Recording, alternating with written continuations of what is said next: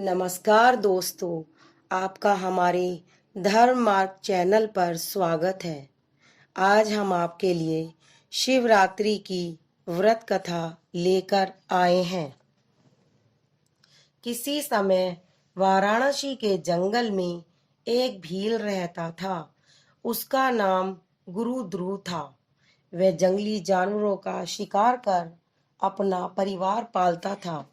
एक बार शिवरात्रि पर वह शिकार करने वन में गया। उस दिन उसे दिन भर कोई शिकार नहीं मिला और रात भी हो गई।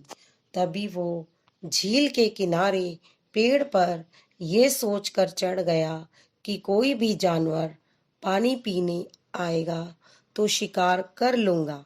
वो पेड़ विल वृक्ष का था और उसके नीचे शिवलिंग स्थापित था। वहां एक हिरनी आई। शिकारी ने उसको मारने के लिए धनुष पर तीर चढ़ाया तो बिल्व के पत्ते और जल शिवलिंग पर गिरे।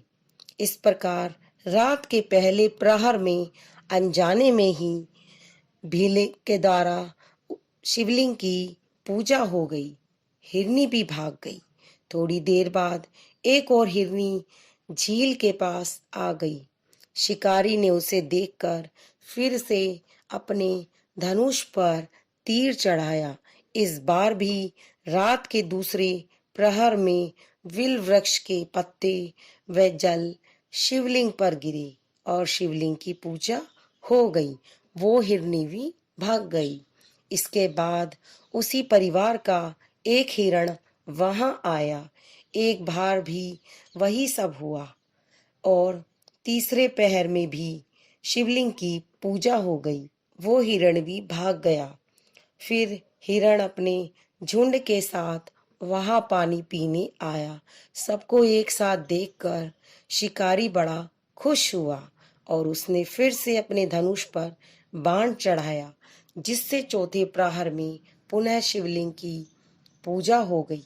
इस तरह शिकारी दिन भर भूखा प्यासा रहकर रात भर जागता रहा और चारों प्रहर अनजाने में ही उससे शिवजी की पूजा हो गई, जिससे उसका शिवरात्रि का व्रत पूरा हो गया।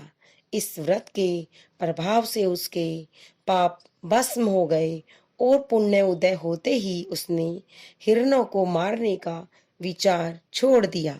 तभी शिवलिंग से भगवान शंकर प्रकट हुए और उन्होंने शिकारी को वरदान दिया कि त्रेता युग में भगवान राम तुम्हारे घर आएंगे और तुम्हारे साथ मित्रता करेंगे। तुम्हें मोक्ष भी मिलेगा। इस प्रकार अनजाने में किए गए शिवरात्रि व्रत से भगवान शंकर ने शिकारी को मोक्ष प्रदान कर दिया।